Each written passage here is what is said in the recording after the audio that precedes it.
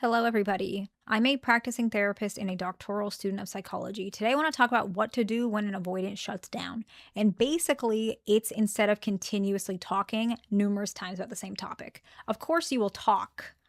So, I'm not really sure how to word the subject of this video.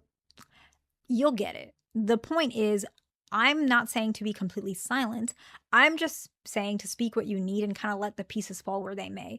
But I also want to put some caveats in this, okay? A lot of you guys, what you do is one or the other. You continuously talk about the same issue over and over and over, and you're not even expecting a change. You're just venting and you feel bad that they hurt you. That's one. And then another issue, which I feel like you guys do this a little more often, at least the people who has had consulting calls with me, and we're working on it, right? But what some of you guys do is you might not bring up anything at all and you're not saying anything. And then when they shut down, you never prompt them out of it and you just wait till they return.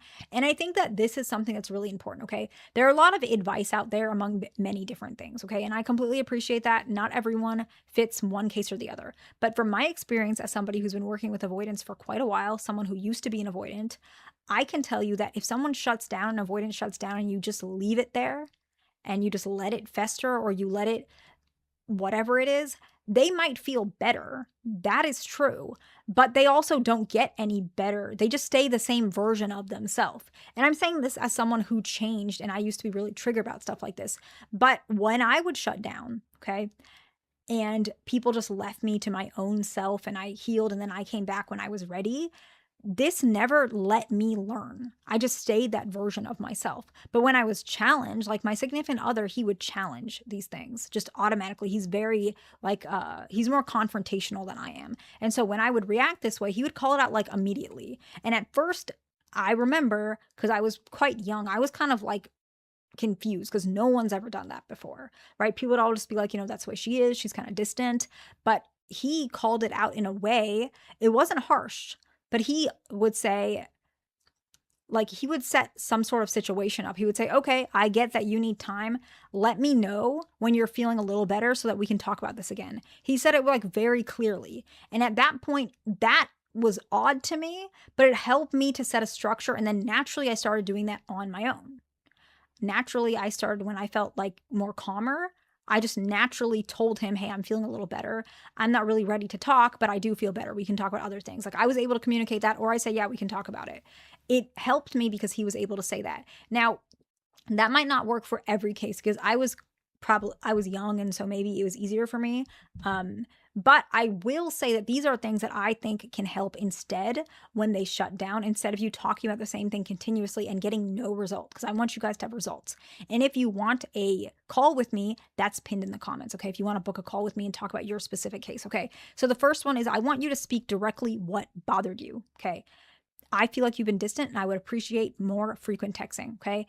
And sometimes what happens is you're afraid to say this because you're afraid if you say that, they'll run away. And I do understand that. And so if you need time for yourself, because it's also not good to push yourself in some place that's uncomfortable.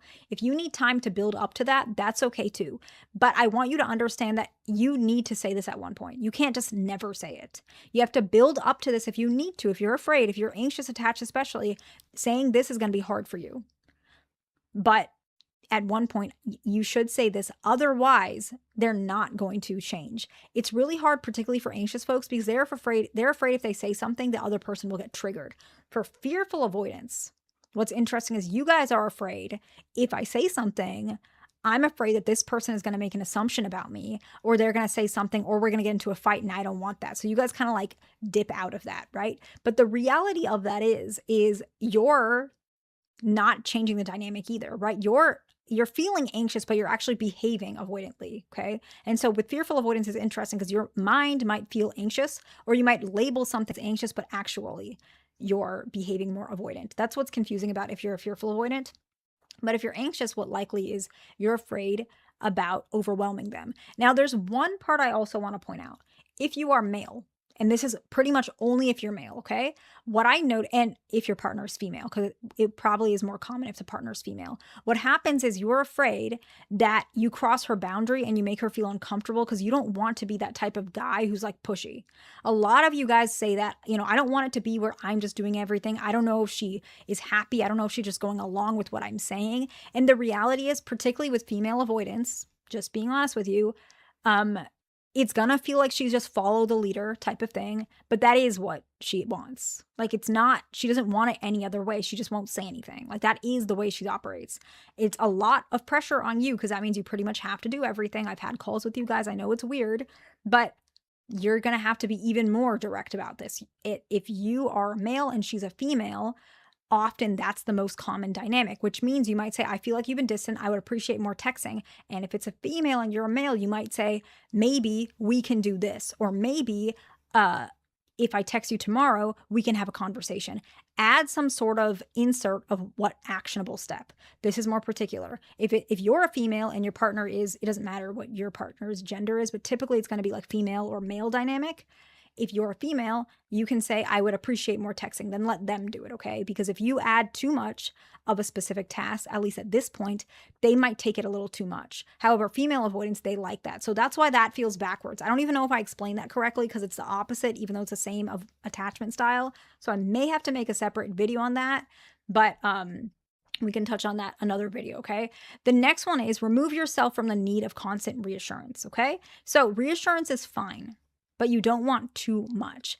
And when you want reassurance, I want you, this is regardless of gender, have clear instructions about it. You might say, I'm feeling anxious, okay? And I think what I would need is you to remind me that you care about me. Clear instructions. So some people, the reason why they need that constant reassurance is not because there's something so wrong with you that reassurance just doesn't fit. That's not the issue. It's because the reassurance that you need is not happening, because they're not good at reassurance. Give them those instructions. Both male and female avoidance really like this, okay? And instruction based in general, I know you're not going to like this.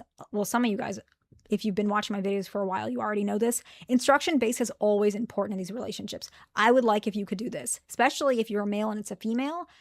It's instruction based, attach on some sort of action. I would like if you would do this. I would like if we could do this. Maybe we can do this tomorrow. Are you open? Right? For a male, you have to push a little bit more because female avoidance, among all avoidance, especially dismissive avoidance, they are typically the most passive, okay? Passive in terms of communication. They truly are, okay? And I'm saying this from someone who used to be.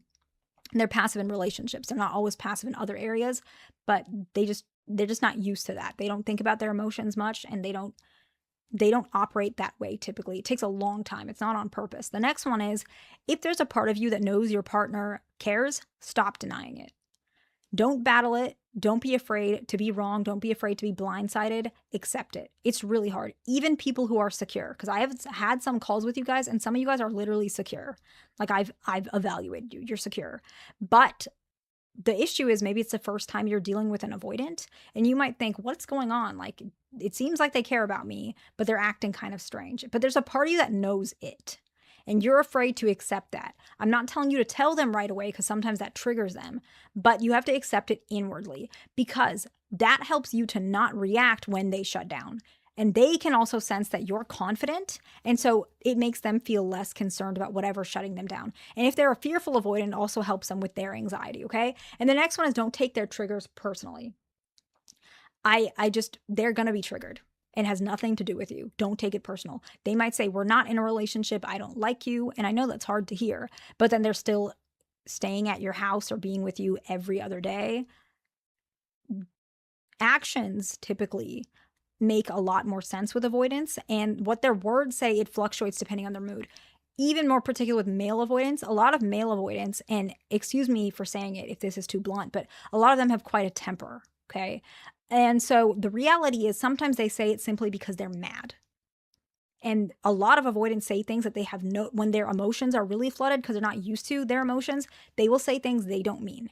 If they're stressed, let's say they're going to school, let's say they're working, whatever the situation is, they will start saying more of these things because when they're emotional, they start pushing everyone away and they don't even realize that that's what they're doing. So let's say we have a high stress situation. Maybe the girl you're in a relationship with, she's I don't know, she's doing some program for school or something. It's really stressful, maybe finals, maybe she's doing a dissertation, whatever it is, okay? Really stressed out. And at this particular time, now she's saying she's shutting you away, she's pushing you away. We're not friends. I mean, we're just friends. We're not in a relationship. And it's directly correlated to her reacting to her stress. It's not you. But you're seeing she's still hanging out with you, she's still staying over. Maybe it's not as romantic, but it's still consistent. It's a relationship.